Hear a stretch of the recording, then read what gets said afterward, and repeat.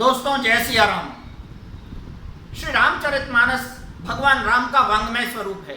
हमारे पूज्य गुरुदेव, जिनके श्रीमुख से सदैव माँ सरस्वती निसृत होती रहती थी, वे कहा करते थे, भारत का ऐसा कोई संत नहीं जिसने श्री रामचरितमानस की चौपाइयों को अपने प्रवचन में, अपने उद्बोधन में, अपनी कथाओं में उद्धृत न किया हो।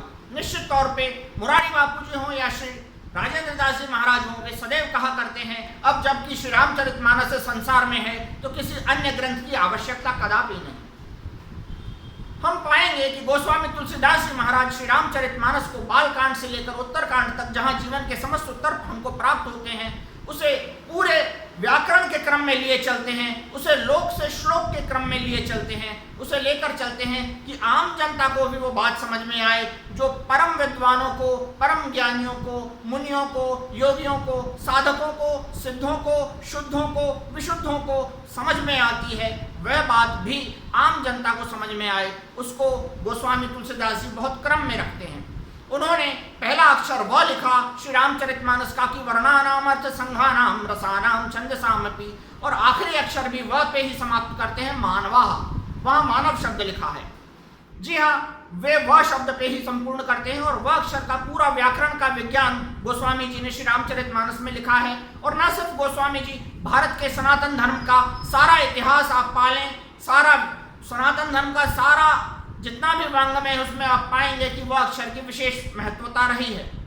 हम उस पर अभी नहीं जा रहे, हम बात कर रहे हैं आज के उस प्रसंग के ऊपर जो महाराष्ट्र में घटित हुआ है। जी हाँ, जब संघ की सरकार ने यह निश्चित किया कि कक्षा 1 से 5वीं तक के सभी विद्यार्थी हिंदी में पढ़ेंगे, तो उसके ऊपर आपत्ति आई कुछ उन लोगों के द्वारा जो स्वयं बिहार के हैं और महाराष्ट्र में मराठावाद को बढ़ावा देने का अनर्थक प्रयास कर रहे हैं। ऐसा ही दुस्साहस पूर्व में भी किया गया था। उसकी परिणति भारत के विभाजन के रूप में इस देश ने देखी है और विश्व ने देखी है। निश्चित तौर पे ऐसी मूर्खता अब ना हो, उसके लिए हम कुछ व्याकरण की बात करेंगे, कुछ समझदारी की बात करेंगे। बड़े लोगों के शायद समझ में ना भी आए, परंतु यह निश्चित तौर पे वे जो विद्यार्थी हैं उनके समझ में आने लायक वीडियो निश्चित होगा।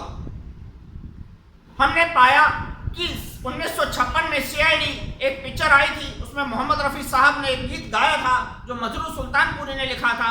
आप सबको उसके बोल शायद याद आ जाएंगे। ऐ दिल है मुश्किल जीना यहाँ, जरा हट के जरा बच के, ये है बॉम्बे मेरी जान। उसी की एक दो पंक्तियां आपको उद्धृत करूंगा। वहां कहते हैं, इंसानों का नहीं कहीं नामो निशान। एक और है, वो कहते हैं, बेकारों के हैं कई काम यहाँ, जरा हट के जरा बच के, ये है बॉम्बे मेरी जान। तो ये लोक का गीत इसलिए लिया जिससे आप समझें कि वहां की मनोवृत्ति कुछ इस तरह की है कि कुछ उपद्रव किया जाए, कुछ हठधर्मिता अपनाई जाए। उसके लिए हम देखें कि जरा उनकी भाषा, जिसे वे मराठी का गौरव कह रहे हैं, वे कह रहे हैं हम हिंदी, हिंदू, हिंदुस्तान नहीं कहेंगे, हम हिंदी तो कदापि नहीं कहेंगे। हमें देखना होगा प्रत्येक भाषा का उसका उद्गम क्या होता है। हम पाएंगे कि स्वयं हिंदी का उद्गम संस्कृत से है और मराठी का उद्गम भी, अगर आप उसकी लिपि देखें तो आप पाएंगे कि आप देख सकते हैं, पीछे मैंने लिख रखा है बोर्ड के ऊपर, संस्कृत में भी जिस तरह से वो अक्षर लिखते हैं उसी तरह से हिंदी में लिखते हैं, उसी तरह से मराठी में भी लिखा जाता है। उर्दू में और अरबी में लिखने का वाव जिसे कहते हैं अलग तरीका है। हमारा उद्गम उर्दू अरबी नहीं है, न था न होगा। निश्चित तौर पे गांधी जी से थोड़ी दीर्घसूत्री वे हुए, उन्होंने कहा हिंदी माने हिंदुस्तानी। इतना दीर्घसूत्री होने की आवश्यकता नहीं थी। हिंदी माने हिंदी, विशुद्ध हिंदी जो संस्कृत पर आधारित थी, है और रहेगी। और संस्कृत इस संसार की सबसे सनातन और पुरातन भाषा है। आप देखेंगे कि स्वयं मराठी का अक्षर भी, सारे अक्षर, उसकी सारी वर्णमाला हिंदी और संस्कृत की ही लिपि में जो देवनागरी है उसमें लिखी जाती है, फिर भी अपने मूल उद्गम से अपने आप को हटाने का प्रयास करेंगे तो निश्चित तौर पे राष्ट्र विभाजन की दिशा में ही बढ़ेगा। ऐसी मूर्खता पूर्व में हो चुकी है, अब नहीं होनी चाहिए। हम पाते हैं कि हमारी वर्णमाला संस्कृत के ऊपर आधारित है, तो ऐसा ही हमें करना चाहिए। निश्चित तौर पे राष्ट्रवाद की बात करने वाले वे ठीक है, आज महाराष्ट्रवाद की बात कर रहे हैं, और वे लोग भी जो भीष्म पिता की तरह मौन बने हुए हैं, और वो सरकार भी जो इस विषय के ऊपर मौन दिखाई देती है, और कुछ उनसे प्रतियोगिता करने के लिए वो भी कुछ मराठी दिवस मनाने की ओर बढ़ रहे हैं। निश्चित तौर पे ये सब नादानी के प्रयास हैं।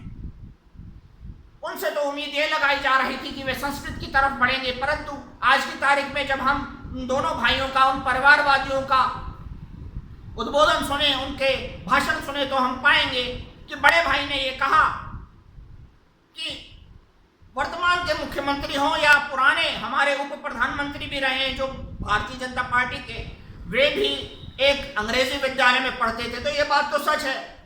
निश्चित तौर पे उन लोगों का विरोध उतना हिंदी से नहीं दिखता उनके इस भाषण में, जितना उनका विरोध अंग्रेजी से दिखता है, जो होना भी चाहिए, स्वाभाविक है। अंग्रेजी हमारे राष्ट्र की भाषा नहीं, उसमें कोई विज्ञान नहीं। निश्चित तौर पे हम लोगों की भाषा संस्कृत पर आधारित है, जो कि हिंदी है और होनी ही चाहिए। लेकिन मराठी के प्रति उनकी हठधर्मिता नहीं होनी चाहिए। मराठी का मूल भी हिंदी और संस्कृत ही है। उन्होंने ये कह दिया आज की 200 वर्ष पूर्व ही हिंदी की उत्पत्ति हुई है। निहायत ही मूर्खतापूर्ण बात है। 800 साल तो मुगलों का राज भारत में रहा। संस्कृत न जाने अनादि सनातन है, तो 200 साल का इतिहास कहां से लेकर आते हैं? नादानीपूर्ण की बातें हैं। एक ने कहा कि भाई भगवा ध्वज हमारा ध्वज नहीं है, हमारा ध्वज तो राष्ट्रीय ध्वज कुछ और है। तो निश्चित तौर पे एक विज्ञान को समझने की आवश्यकता है कि जिस बात को हम परमेश्वर शब्द से संबोधित करते हैं, जिस तत्व को कि परमेश्वर, उसी को वे लोग अल्लाह अकबर कह देते हैं। भाव समझने की बहुत अधिक आवश्यकता है यहाँ पर।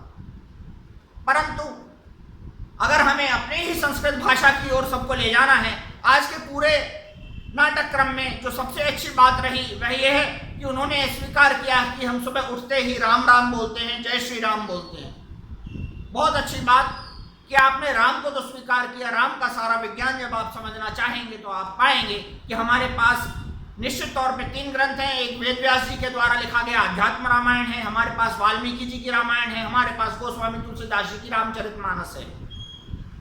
उसमें जो राम मुख्य किरदार है उसकी तरफ हम बढ़ेंगे तो हम पाएंगे कि हमें धीरे धीरे समस्त देश को, समस्त विश्व को इस दिशा में बढ़ना होगा। चूंकि राम मंदिर बन ही गया है तो न सिर्फ हमें, न सिर्फ महाराष्ट्र, न सिर्फ राष्ट्र, पूरे विश्व के ये आह्वान करें कि वे आएं और राम की शरणागति लें और शांति पाएं।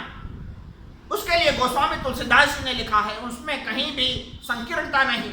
सोई राम व्यापक ब्रह्म भुवन निकाय पति माया धनी प्रगटे अपने भगत हित निज तंत्र नित रघुकुल मणि। गोस्वामी तुलसीदास जी महाराज कहीं भी रामचंद्र जी को संकुचित नहीं करते।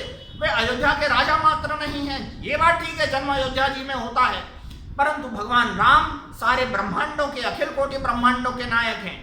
तो जब हम उन्हें सब ब्रह्मांडों का नायक कहते हैं तो क्यों महाराष्ट्रवाद के ऊपर सीमित होने का प्रयास करें? आओ हम अपने सभी बच्चों को उस श्री रामचरितमानस के माध्यम से होते हुए, हिंदी के माध्यम से होते हुए संस्कृत के विज्ञान की ओर बढ़ें। शब्दों को विराम। आप सब में व्यापक परमात्मा को प्रणाम। जय सिया राम।